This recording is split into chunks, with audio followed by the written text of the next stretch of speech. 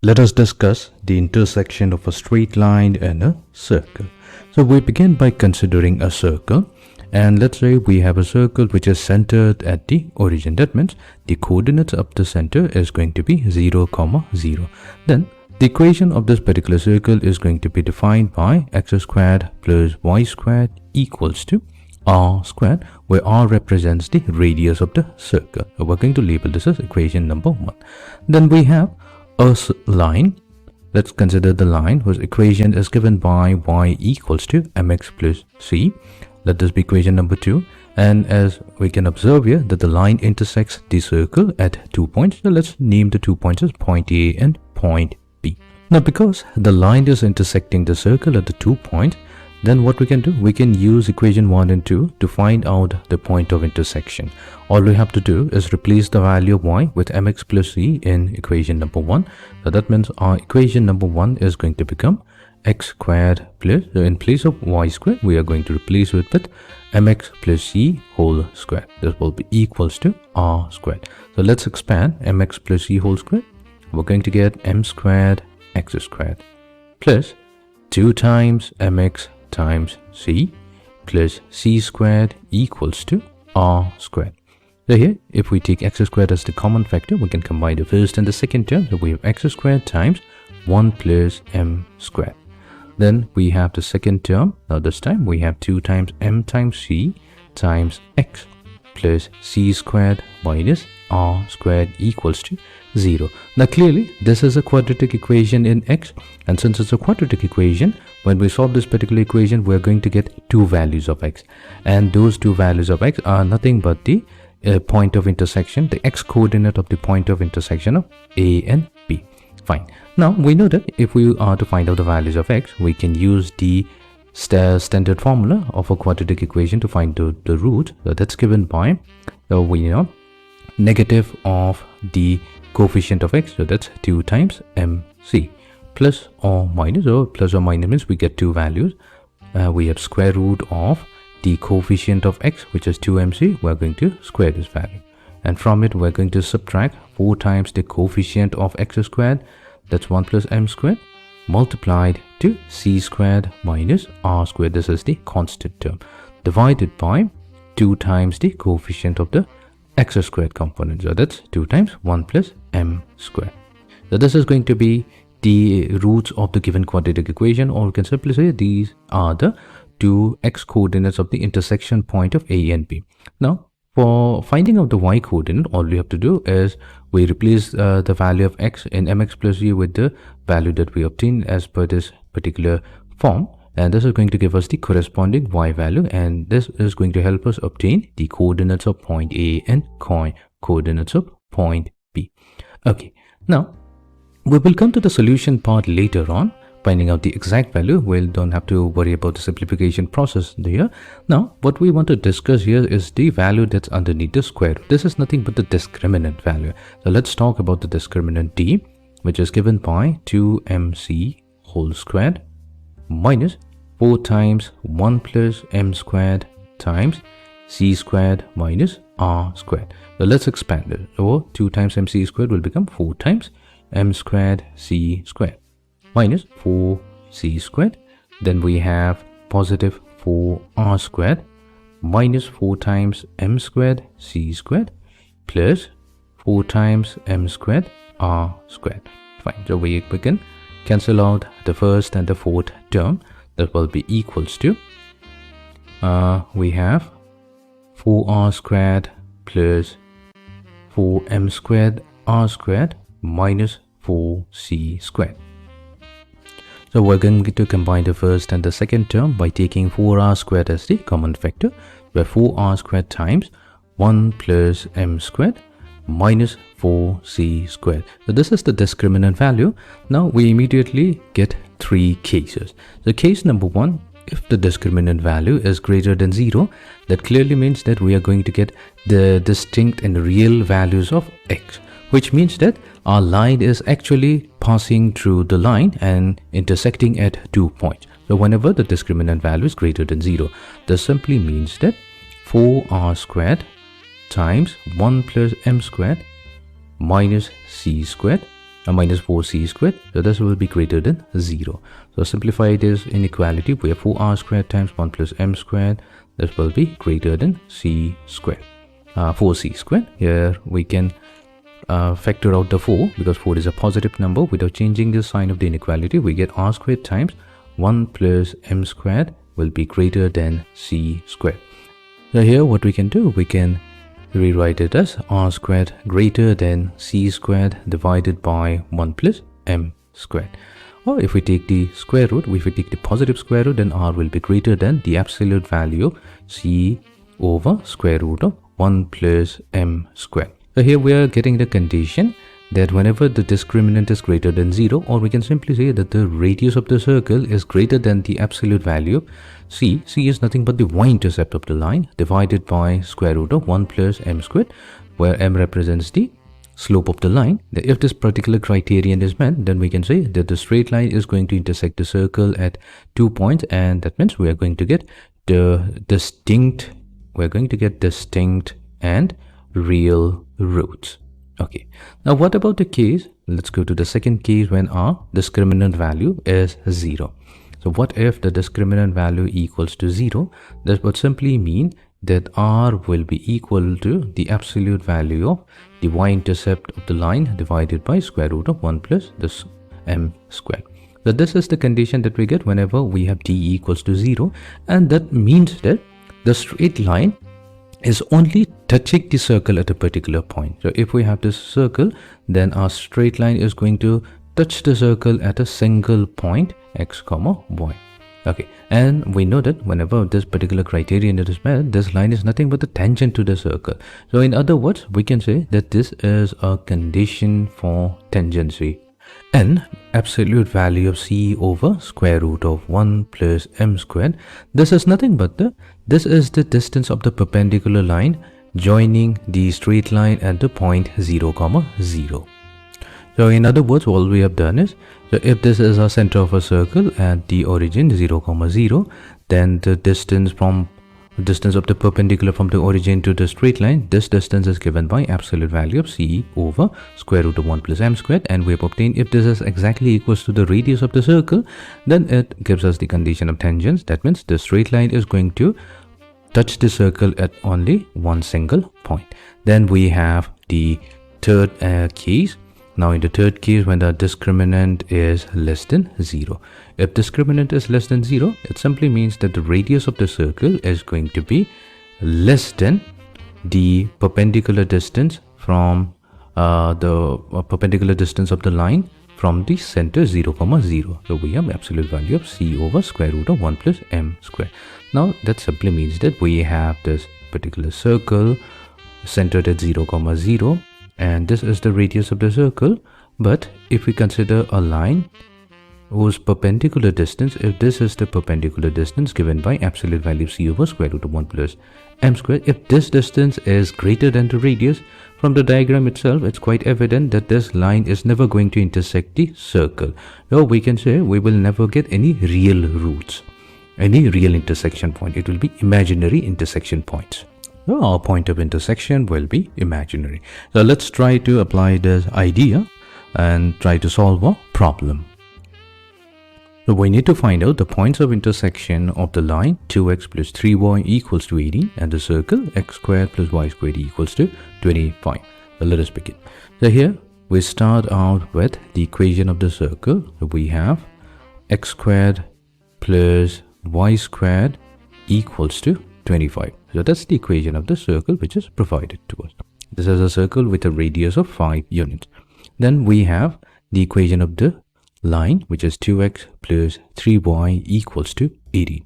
So let's do one thing. Let's isolate y from here. So 3y will be equals to 18 minus 2x.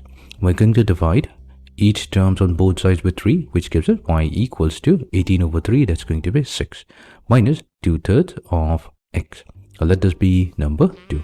Now what we'll do, we'll substitute the value of y in equation number 1. So equation number 1 is going to give us x squared plus y squared. Now y squared will become 6 minus 2/3 of x whole squared equals to 25. So we have x squared plus, then expanding it, we get 6 squared, that's 36, minus we have 2 times 6 times 2/3, so we get 24 over 3 times x plus 4 over 9 x squared. This will be equals to 25. Now we can combine x squared with 4 over 9 x squared. That's going to give us 13 over 9 x squared. Then we have negative 24 over 3 x plus 36 minus 25. That's going to be 11 equals to 0. So we get a quadratic equation. But what we'll do, we'll further simplify by multiplying each term with 9 to get 13x squared minus 72x plus 99 equals to 0. So we have a quadratic equation in x. We can solve this to get the values of x. So its factorization is going to give us x minus 3 times 13x minus 33 equals to 0. So we get x equals to 3 or x equals to 33 over 13. So let's find out the corresponding values of y. So when x will be equals to 3, then we have y equals to, we have 6 minus 2/3 of 3. So that's going to be equals to 4. Okay, so this is going to be the one intersection point of the line and the circle. And then whenever we have x equals to 33 over 13, then the corresponding y value will be equals to, we have y equals to 6 minus, we have 2/3 of 33 over 13. So this simplifies to 56 over 13. So that means the other intersection point is going to be 33 over 13, comma 56 over 13. So we have found out the 2 points. These are the 2 points which will be the intersection of the circle. This is the circle whose radius is 5 units. And we have another line which intersects the circle at 2 points. One of the point is going to have the coordinates 3, 4. And the other point is going to have the coordinates 33 over 13, 56 over 13. Fine. So that means if we are provided with the equation of the line and the equation of the circle, then we can easily find out the points of intersection. Now the next question is, what will be the length of the intercepts? Length of the intercepts of the straight line cut by the circle. Okay, so let's go to the next portion where we'll be discussing the length of the intercept on the line made by the circle. So we start with the circle. Its equation will be x squared plus y squared equals to r squared. R is going to represent the radius of the circle. We'll be considering a line which intersects the circle at 2 points. Let the equation of the line be given by y equals to mx plus c, where m is the slope of the line and c is the y-intercept. Now clearly the line is intersecting the circle at 2 points. We're going to name these 2 points as point P. Let's say the coordinates of point P being x1, y1, and then we have the point Q. So let's say Q has the coordinates x2, y2. So our goal will be to determine the length PQ. So this is the intercept cut off by the circle on the line. Okay, now we already started out previously. We started out with the equation of the circle x squared plus y squared equals to r squared, and we had the equation of the line y equals to mx plus c. So when we substituted the value of y in equation 1, we got the equation which was given by x squared times 1 plus m squared plus 2mcx plus r squared c squared minus r squared equals to 0. So this was the corresponding equation that we got. Now since the line is cutting on the circle at 2 points, so and this is a quadratic equation in x, we can clearly say that x1 and x2 are the roots of the given quadratic equation. So that's true. The roots of the given quadratic equation. Now if they are the roots of the given quadratic equation, then we can use the property that the sum of the roots x1 plus x2, that's going to be equals to negative times coefficient of x, which is 2mc, divided by the coefficient of x squared. So that's 1 plus m squared. Okay, so let's name this number 3. And then the product of the roots x1 times x2, so that's going to be equals to the constant term, which is c squared minus r squared, divided by the coefficient of x squared, which is 1 plus m squared. Right. Now And this is equation number 4. Now what we'll do, we'll first begin by computing the difference of the x coordinate. That means we want to find out the value x2 minus x1. Now in order to find out the value of x2 minus x1, we'll have to use equation 3 and equation 4 only. So what we can do, we can rewrite x2 minus x1 as square root of x2 minus x1 whole squared. Now there's a reason why we're writing in this fashion, because x2 minus x1 whole squared can be also expressed as x2 plus x1 whole squared minus 4 times x1 times x2. Okay, now what we can do, we can replace the value of x2 plus x1, which is nothing but the sum of the roots. So that means we'll get square root of negative 2mc over 1 plus m squared whole squared.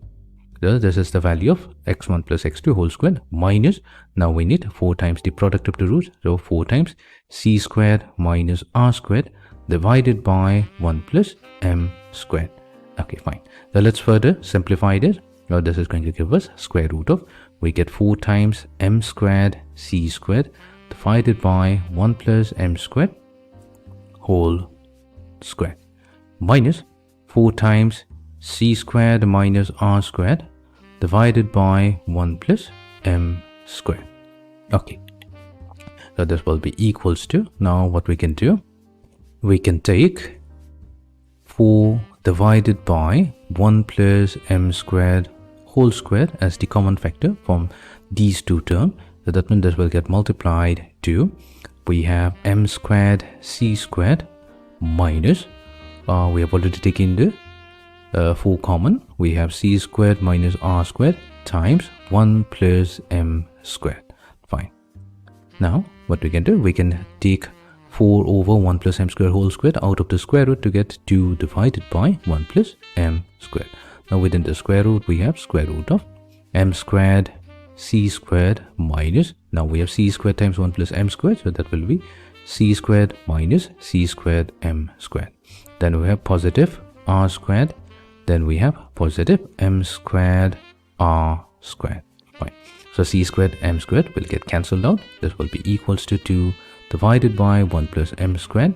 Then we multiply to square root of, now what we can do, we can take r squared as the common factor. So we have r squared times 1 plus m squared minus c squared. So this is the value of x2 minus x1. We're going to label this as equation number 5. Next what we'll need is the difference of the y coordinate, y2 minus y1. Now we have already chosen the equation of the line, which is given by y equals to mx plus c. Now since the points x1 comma y1 and x2 comma y2 lie on the line, so here we can say that y1 and y2 are the solutions. These are the solutions, and that would mean that y2, which will be simply given by m times x2 plus c, minus y1, so y1 will be m times x1 plus c, which will be equals to m times x2 minus x1. Fine. So here we have y2 minus y1 given by the slope m multiplied to x2 minus x1. Okay, so let's this be number 6. Since our goal is to find out the length of the intercept PQ, what we can do here is use the distance formula. So the distance formula is going to give us PQ, which is nothing but the length of the intercept. That will be equals to the square root of, what we need is the difference of the x coordinate. We're going to square that value and then add it to the difference of the y coordinate whole square. So let's substitute the value here.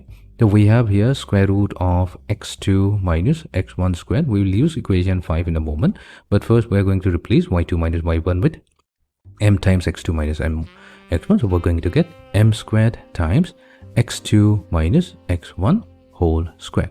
Fine. So what we can do, we can take x2 minus x1 squared as the common factor. So we have x2 minus x1.